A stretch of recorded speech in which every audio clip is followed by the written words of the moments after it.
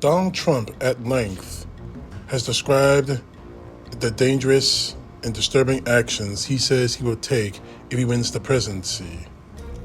His rallies offer a steady stream of such promises and threats. Things like persecuting and prosecuting political opponents and using the military against United States citizens. These statements are so outrageous and outlandish, so openly in conflict with the norms and values of American democracy, that many find them hard to regard as anything but empty bluster.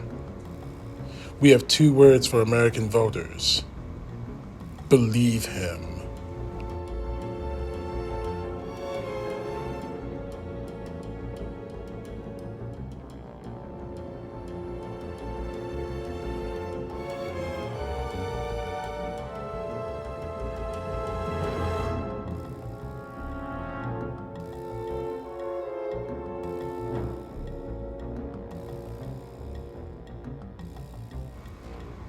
The record shows that Mr. Trump often pursues his stated goals, regardless of how plainly they lack in legal or moral grounding. The record further shows that many of his most reckless efforts in his administration were only stymied because others in his administration who blocked, delayed, or watered down his aims to ensure that he could not pursue them himself above the law or the country. Trump has learned from those experiences to surround himself with supplicants who will instead obey his wishes and bring his words and ideas to life, even if they contradict facts, public interest, or the Constitution. For that reason, Americans would be wise to see this language as a genuine threat, not simply Mr. Trump on a tangent. We should take the painful step of imagining America where his plans and promises come to pass, to imagine the impacts of our culture, our economy, our security, to our shared commitment to the rule of law. The promises Mr. Trump made during his first presidential campaign in 2016 turned out to be a pretty good roadmap of the policies and priorities he's pursuing as president. Today, he says he's ready to deploy the military against political opponents. He says he will instruct the Justice Department to pursue critics.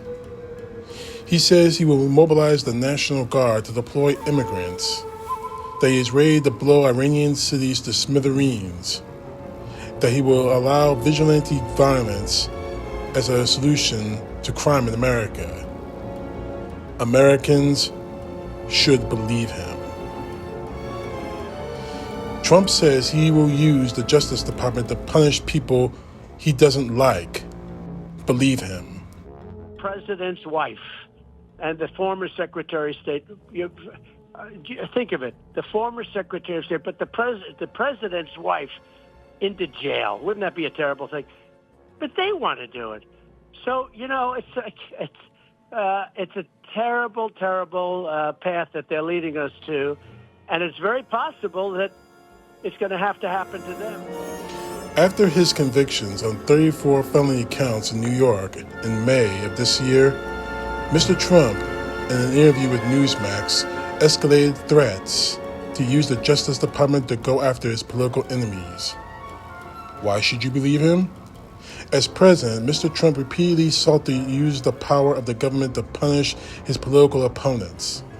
He was open about trying to get other countries to do his bidding. He attempted to get Ukraine to investigate Joe Biden that led to his first impeachment in 2019. Behind the scenes, he was relentless in trying to get his attorneys general and the IRS to investigate people he thought had wronged him, including his former rival, Hillary Clinton, John Kerry, the former Secretary of State, his former FBI Director, James Comey, and Andrew McCabe, Mr. Comey's Deputy FBI Director. None of these efforts led to any charges being filed, but if he is reelected, Mr. Trump will continue trying to use the Justice Department to harass his enemies. After the Watergate scandal in the 1970s, the Justice Department established policies aimed at insulating its decision-making from the White House pressure. And during Mr. Trump's presidency, many senior justice officials honored that policy and resisted his demands. But rules can be rewritten, and Trump has made it clear that he intends to pick officials who will take orders from the Oval Office, from him directly. According to NPR, during the current campaign, Mr. Trump has made more than 100 specific threats to investigate, prosecute, jail, or otherwise punish people he regards as enemies, including the current president, Joe Biden, the current vice president, Kamala Harris, members of Congress, members of the Senate, judges, and prosecutors. Trump says he will round up and deport millions of immigrants. Believe him. With your vote, we will seal the border, stop the invasion, and launch the largest deportation effort in American history. Standing on a dirt road along the Mexican border in Arizona in August, Mr. Trump offered a version of the promise that has become the signature of his third presidential campaign. Why should you believe him? Trump has repeatedly said that he will move quickly to deport millions of people who are living in the United States without legal permission. A key aside, Stephen Miller said last year that militarized detention camps, large-scale staging grounds, near the border will be constructed. Trump will have to have broad authority to pursue such a plan, though he'll need Congress to provide a lot of money to do it. The estimated cost of mass deportations run into the tens of billions of dollars. Such a campaign would tear apart families, disrupt communities, and create a host of economical problems. Trump similarly promised mass deportations during his 2016 presidential campaign, but over the following 4 years, his administration deported only 326,000 people. He was stopped by executing a much broader sweep by a lack of funding, as well as legal challenges and resistance from the federal, state, and local officials. Trump's advisors on immigration policy say that they have learned from that experience and that this time they'll be ready to mobilize the government resources and to withstand legal challenges. One idea is to invoke the Alien Enemies Act of 1978, a law that could be used to deport illegal immigrants too. Trump says that he will deploy the military against U.S. citizens. Believe him. I think the bigger problem is the enemy from within, not even the people that have come in and destroying our country. By the way, totally destroying our country. The towns, the villages, they're being inundated. But I don't think they're the problem in terms of election day. I think the bigger problem are the people from within. We have some very bad people. We have some sick people, radical left lunatics. And I think they're and it should be very easily handled by, if necessary, by National Guard, or if really necessary, by the military, because they can't let that happen. That was a Fox News interview on October 13th, saying that his primary concern about the election interference by his domestic political opponents rather than foreign nationals. Why should you believe him? Mr. Trump has shown his willingness to target people who oppose him, to subject or expose them to violence to suit his ends. After refusing to accept the results of the 2020 election, he incited rioters to sack the Capitol, and several people died as a result. 4 years later, he remains insistent that elections are legitimate only if he wins. His power to cause problems after voting ends on November 5th is more limited than it was the last time, because he is not in power, but he could still try to foment violence. January 6th cannot be forgotten. His threats to deploy the military against his political opponents, merely for being his political opponents, are a sobering reminder of what kind of president he would be. In 2020, Donald Trump threatened to send active duty military personnel into the streets of American cities to confront Black Lives Matter protesters. He wanted the soldiers to shoot them in the legs, according to his Defense Secretary Mark Esper, who then took the unusual step of publicly rebuffing the president. Mr. Trump subsequently fired Esper, and the former president has made clear that if he is reelected, he intends to pick officials who will do what he says. He will continue trying to blur the important boundary that has long kept American military out of domestic politics. And he is implying that opposing him politically is, in his view, tantamount to treason. Trump says he will allow vigilant violence to end crime. Believe him. One rough hour, and I mean real rough, the word will get out and it will end immediately.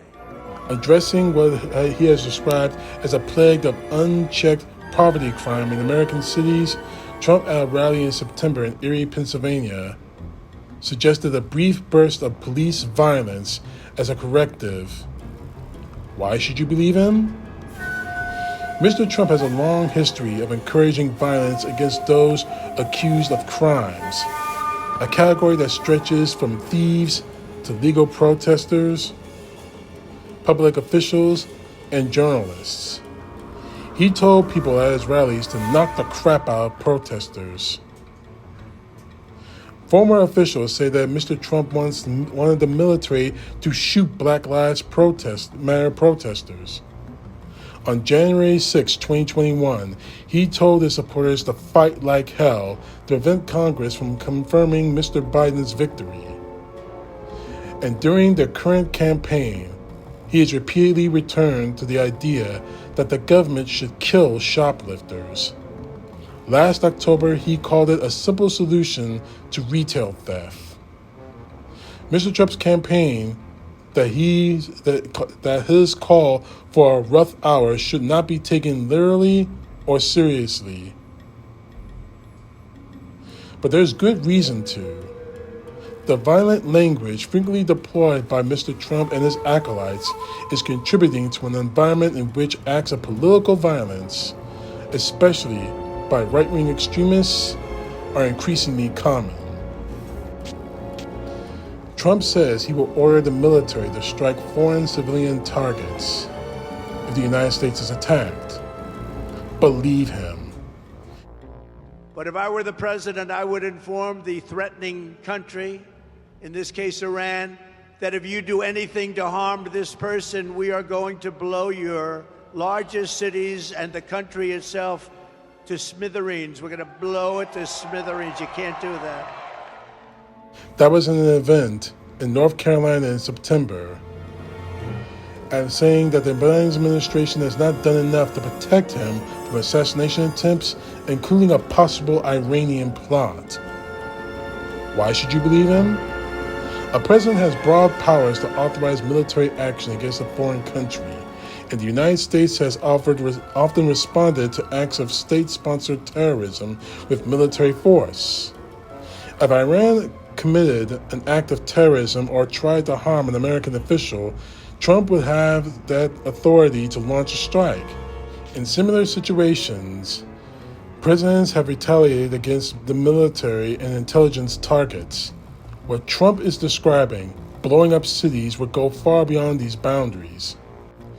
During the closing days of Mr. Trump's presidency, General Mark Milley, a former chairman of the Joint Chiefs of Staff, reportedly became so concerned about the possibility of an illegal, unauthorized accidental military strike, that he instructed the Joint Chiefs to ensure that no unlawful orders were carried out and that no actions were taken without first calling him. When John Kelly was serving as Trump's Secretary of Homeland Security and James Mathis was serving as Secretary of Defense, the AP, the Associated Press, reported that the two men made a private agreement not to leave the country at the same time, so that one of them would be on hand to restrain the president. Last month, More than 700 former and current national security officials released a letter describing Mr. Trump as unfit for the presidency because he is a vengeful and impulsive person. If Trump's own advisors did not trust him to use force with prudence and restraint, can the American public trust him? Trump says he will punish blue states by withholding disaster relief. Believe him. We're going to take care of our farmers. We're going to take care of your water situation. And we'll force it down his throat. And we'll say, Gavin, if you don't do it, we're not giving you any of that fire money that we send you all the time for all the forest fires that you have.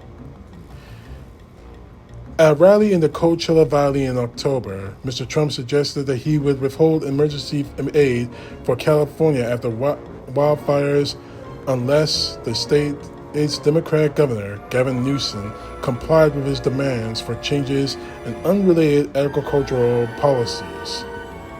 Why should we believe him? As president, Mr. Trump repeatedly sought to prevent the distribution of emergency aid to places ran by Democrats.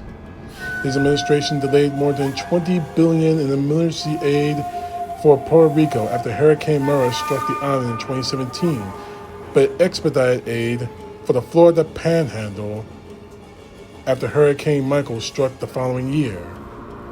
They love me in the Panhandle, Mr. Trump said, according to the autobiography of Governor Ron DeSantis of Florida. Quoting him, "I must have won 90% of the vote out there. Huge crowds. What do they need?"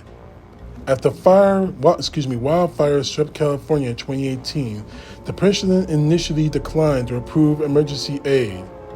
Mark Harvey, a senior official on his National Security Council, told Politico that the funding was only approved after aides presented Mr. Trump with data showing there were more Trump supporters in Orange County, California than the entire state of Iowa.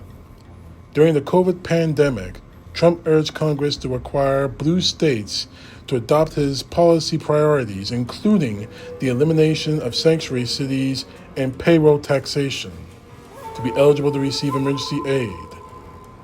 The President of the United States is supposed to act in the interests of all Americans. That is a responsibility that Trump has never taken seriously. Trump says he will use ideological tests to decide which public schools get federal funding. Believe him. On day one, I will sign a new executive order to cut federal funding for any school pushing critical race theory, transgender insanity, and other inappropriate racial, sexual, or political content onto our children. And I will not give one penny to any school that has a vaccine mandate or a mask mandate. I will keep men out of women's sports. 100%. He said this in a campaign rally in in Richmond, Virginia. Why should we believe him? The federal government provides only 11% of public elementary and high school funding, and Congress establishes those conditions, but school districts rely on that funding, especially in lower-income communities. And Trump could try to tweak those conditions in ways that would advance his agenda. He also could try to withhold funding in defiance of Congress. Some conservative legal theorists are eager to test the boundaries between the two branches. School vaccination mandates, which were on the books for all 50 states, have played a critical role in reducing the spread of infectious diseases, including the measles and especially COVID. Eliminating those requirements would invite a public health disaster. Simply put, it would cause the deaths of American children. One alarming piece of evidence is that states that make it easier for families to claim the exemptions from the requirements already experience higher rates of measles and other infectious diseases. Trump says he will abandon U.S. allies. Believe him. NATO. I got them to pay up. NATO was busted. I did the same thing with NATO. I got them to pay up. NATO was busted until I came along. I said, everybody's going to pay. They said, well, if we don't pay, are you still going to protect us? I said, absolutely not. They couldn't believe the answer.